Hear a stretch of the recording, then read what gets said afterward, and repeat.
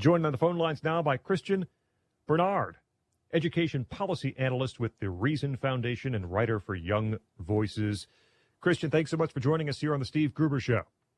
Hey, Scott. Good morning. Op-ed piece people can take a look at DetroitNews.com. Teachers could benefit from pandemic reforms. What are you thinking here, Christian?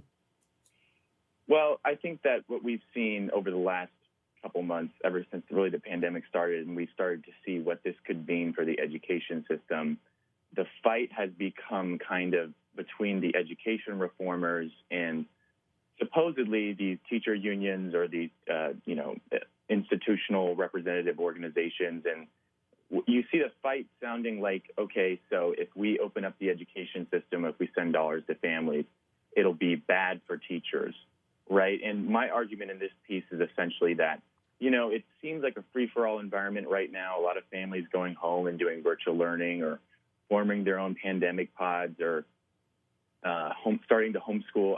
But in the long run, I think that opening up the education system could be good for teachers. So my argument is in the piece is that the teachers actually have plenty to be frustrated about in the way that the education system as a whole, the public education system, has treated them for decades, right? So in the piece that I argue that, they have plenty of gripes about salary issues, about how increasing education funding, a lot of it has not actually made it into their paychecks. The pension systems are in trouble in a lot of states.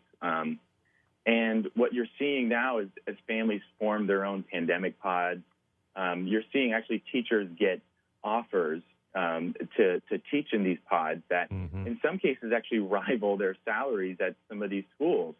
So my argument that is that in the long run, this could be good because it could give teachers more autonomy. They can work and deliver more customized education for kids. And they may actually be able to see higher earnings potential in the long run. Now, that is, of course, if these developments, some of the kind of short-term adjustments you're seeing in the system now flourish and get refined over time. But I guess my hope here is that some of the innovations that we're seeing as a short-term response to the pandemic become things that are written into the education system for years to come, and that in the long run means that, more dollars, more power, more say goes to the teachers themselves. And in that way, I think they're really going to benefit. Christian, do we have to circumvent teachers' unions somehow? Or is it better for reformers to talk directly with teachers as opposed to trying to get these reforms done through the union structure? Right. So this is, of course, a lot of education reformers, they think that they need to in some way or just completely circumvent the unions. There's only a kind of zero-sum game going on here. I think that it's true that there are a lot of challenges. Anytime you're going up a massive public institution, there are entrenched interests and all that, you're going to have to challenge that status quo. But you can't really get effective reform without winning over teachers. Listen, both of my parents are public school teachers. When I talk to them about some of the work that I do at Reason Foundation, they're interested to hear more about it, and they like a lot of what I'm saying. So I think that we have to actually speak directly to them, individual teachers especially, and say, hey, listen, we're not trying to threaten your jobs. We're not trying to undermine the dignity of your profession. And we need to message better on that, because if you just make it sound like, hey, we're just trying to steamroll these groups, a lot of individual teachers who might be open to a lot of the reforms we recommend feel alienated. So I think that at some level, some of the butting of heads is unavoidable, but in many ways, we don't have to be fighting with each other. We got about 60 seconds left here, Christian. Is there some low-hanging fruit here that we can pick when it comes to these reforms that will have some long-lasting consequences?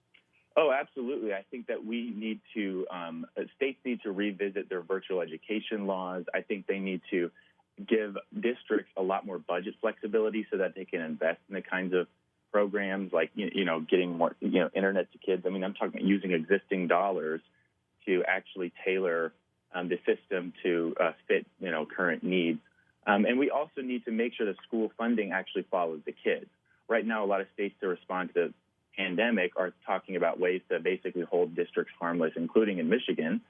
And what they're trying to do is basically fund districts at the same level as last year, regardless of where kids are now. So we need to make sure dollars are following the kids. We need to make sure there's more flexibility. And we need to make sure that everybody is kind of on an equal playing field in how they serve these kids. So that doesn't sound exactly like low-hanging fruit, but states are already making moves in that direction.